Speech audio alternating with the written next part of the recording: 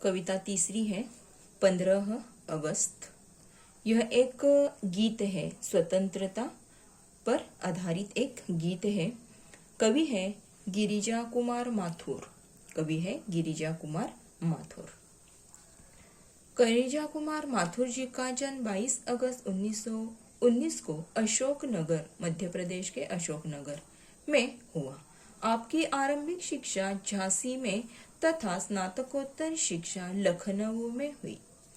आपने all India radio Delhi तथा आकाशवाणी लखनऊ में सेवा प्रदान की। संयुक्त राष्ट्र संघ न्यूयॉर्क में सूचनाधिकारी का पदभार भी संभाला। आपके काव्य में राष्ट्रीय चेतना के स्वर मुखरित होने के कारण प्रत्येक भारतीय के मन में जोश भर देते हैं। माथुर जी की मृत्यु 1994 में हुई। उनकी प्रमुख कृतियां हैं मंजीर, नाश और निर्माण, धूप के धान, शीला पंख चमकीले, जो बंध नहीं सका, साक्षी रहे वर्तमान, मैं वक्त के हूँ सामने आदि उनके काव्य संग्रह है। यह गीत विधा है जिसमें एक मुखड़ा और 2 या 3 अंतरे होते हैं। इसमें परंपरागत भावों तथा शिल्प प्रस्तुत किया जाता है। कवि अपने कथ्य की अभिव्यक्ति हेतु प्रतीकों, बिंबों तथा उपमानों को लोक जीवन से लेकर उनका प्रयोग करता है। तार सप्तक के कवियों में अज्ञेय, मुक्तिबोध, प्रभाकर माचवे, गिरिजा कुमार माथुर, नेमीचंद जैन, भारत भूषण अग्रवाल, रामविलास शर्मा का महत्वपूर्ण स्थान है। प्रस्तुत गीत में कवि ने स्वतंत्रता के उत्साह को अभिव्यक्त किया है। स्वतंत्रता के पश्चात विदेशी शासकों से मुक्ति का उल्लास देश में चारों ओर झलक रहा है। इस नव उल्लास के साथ साथ कवि देशवासियों तथा सैनिकों को सजग और जागरूक रहने का आह्वान कर रहा है। समस्त भारतवासियों का लक्ष्य यही होना चाहिए कि भारत की स्वतंत्रता पर अब कोई आँच न आने पाए, क्योंकि दुखों की काली छाया अभी पूर्ण रूप से हटी नहीं है। जब शोषित, पीड़ित और मृतप्राय समाज का पुनरुत्थान होगा, तभी सही मायने में भारत आजाद कहलाएगा। हमारे देश को बहुत प्रयास करने के बाद अंग्रेजों के गुलामी से हम मुक्त हो पाए। हमें स्वतंत्रता मिली और उस समय कवि कहते हैं कि देशवासी, देश के लोग, कर्णधार, सैनिक बेहद खुश हैं। लेकिन कवि गिरिजा कुमार माथुर जी का कहना है कि आप इतना खुश न हो तो तुम फिर भी आजादी मिलने के बाद भी आज अपना पहरा बहुत अच्छी तरह से देना, कड़ाई से देना, क्योंकि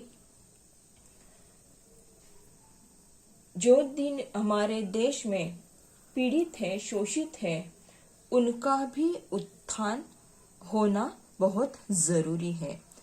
इसीलिए उनका उत्थान करने के लिए हे देशवासियों, सैनिकों, आप सजग रहना, जागरूक रहने का आह्वान गिरिजा कुमार माथुर जी इस कविता में या इस गीत में करते हैं। देखो, आज जीत की रात पहरुए सावधान रहना, खुले देश के द्वार अचल दीप समान रहना।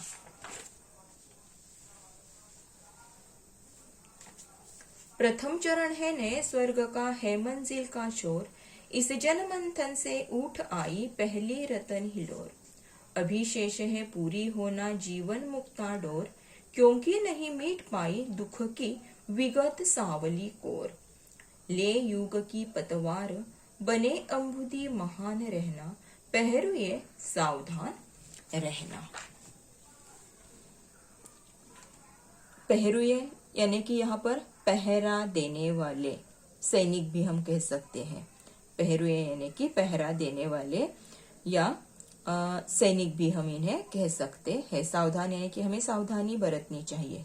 अचल हमारा पल्लू, दीपक दीप।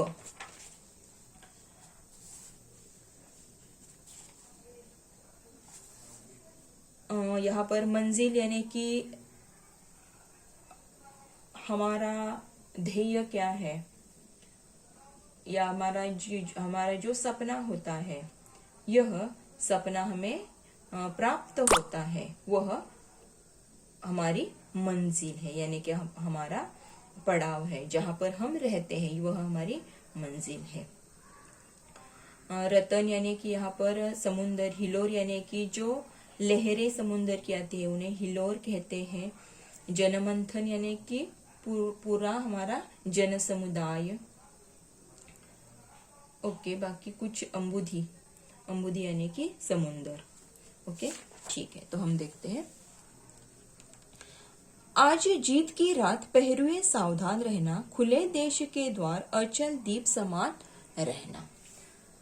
गिरिजा कुमार माथुर जी कहते हैं कि आज हमें आजादी मिली है। बहुत प्रयास करने के बाद 15 अगस्त 1947 को हमारा देश स्वतंत्र हुआ है। हमें स्वतंत्रता मिली, उसके लिए बहुत नेताओं ने बहुत कष्ट किए हैं, आप सबको इतिहास में मालूम ही है। हमें आजादी मिली बहुत प्रयास करने के बाद, बहुत कष्ट करने के बाद हमें आजादी मिली है। कवि कहते हैं इस आजादी से आप मत उछलो, मत खुश हो जाओ। तो जो हमारा पहरा है, हे देशवासियों, हे सैनिकों, आज भी फिर हमें सजग जागरूक रहने की जरूरत है। भले ही हमें आजादी मिली है, लेकिन फिर भी आज हमें और अधिक सजग रहना है, जागरूक रहना है, सावधान रहना है। खुले देश के द्वार अचल दीप समान रखना। हमारे देश के द्वार अब खुल गए हैं, हमारे देश के द्वार अब खुल गए हैं, हमें आजादी मिली है।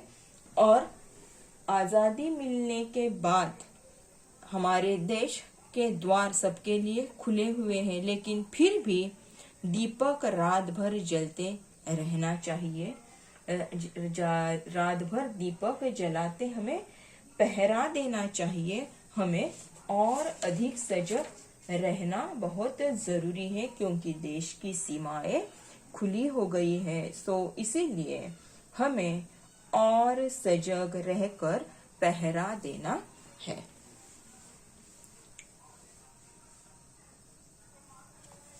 प्रथम चरण है नए स्वर्ग का, है मंजिल का शोर। बहुत काफी शब्दाचा अर्थ इथं दिलेला नाही हा, थोडस आपल्याला तो अर्थ लावावा लागणार है। प्रथम चरण है, पहला पैर है। यहाँ पर यहाँ जो हमने पहली सीढ़ी प्राप्त की है, वह करने के लिए काफी सत्कर्म, काफी पुण्य हमने किए। काफी पुण्य करने के कारण हमें इस स्वतंत्रता रूपी स्वर्ग की प्राप्ति हमें मिली है। स्वतंत्रता रूपी स्वर्ग की हमें प्राप्ति मिली है, जो हमारी मंजिल थी। हमारी मंजिल क्या थी? कि स्वतंत्रता प्राप्त होना। हमने जो काफी प्रयास किए हैं, हमारे पुण्य कर्मों के कारण हमें स्वतंत्रता रूपी स्वर्ग की प्राप्ति हो गई है, कि जो हमारी मंजिल थी। इस जनमंथन से उठ आई पहली रतन हिलोर। इस जनमंथन से उठ आई पहली रतन हिलोर।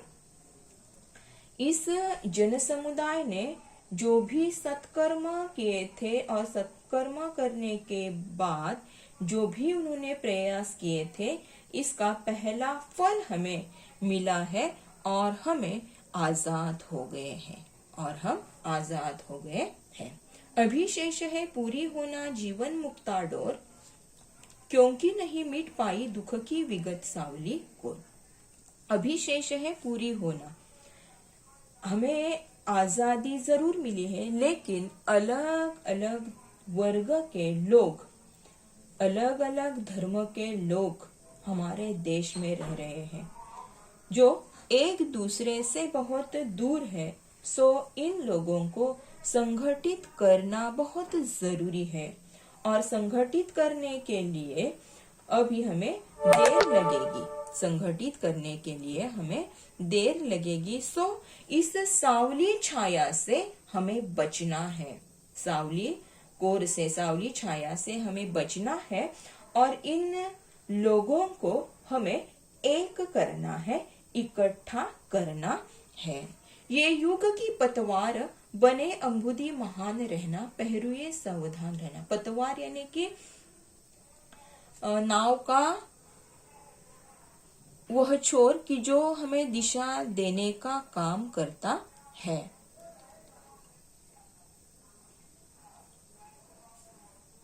नाव को नई दिशा देने का काम करता है, जो एक छोर में नाव में लकड़ी लगाकर वह और जाड़ा किया जाता है, ताकि वह ठीक तरह से घूम जाए, यानी कि न भटके। सो इसी तरह दिशा निर्देश का काम जिस तरह नाव करती है, बिल्कुल उसी तरह बदलते युग में, आज के बदलते युग में, युग के अनुसार धीरे धीरे जो गंभीर छाया बनकर इस दुनिया में अंधकार छाया है, उस अंधकार को हमें दूर करना है। युग के अनुसार इस दुनिया में, इस संसार में हमें परिवर्तन करना है। सो देश के रक्षकों से कवि कहते हैं कि तुम सावधान रहना। इस देश में जो भी लोग अलग अलग धर्म के हैं, पंथों के हैं, इन लोगों को इकट्ठा करना बाकी है, नहीं तो मिली हुई आजादी जा सकती है। सो आजादी को यहाँ पर निश्चित रहने के लिए हमें सबको एक रहना चाहिए। जिस तरह नाव का पतवार नाव को भटकने नहीं देते, बिल्कुल उसी तरह अंबुदी यानी कि समुंदर, इस जनरूपी समुंदर में अगर हमने पहरा ठीक तरह से दिया तो हमारा देश आजाद रहेगा, ठीक तरह से रहेगा। सो इसीलिए कवि कहते हैं कि हे पहरुए तुम सावधान रहना।